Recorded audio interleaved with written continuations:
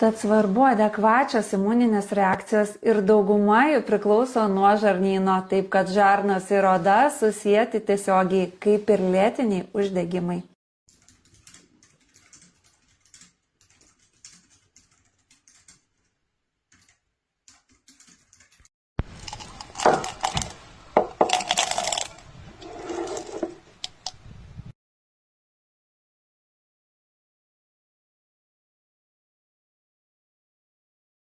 Mikrobiotos palaikymas didelis darbelis, teks ir mitybą pakoreguoti, ir trupučiuką pajudėti, kad žarnyną pamasažuoti, gali praversti ir papildai.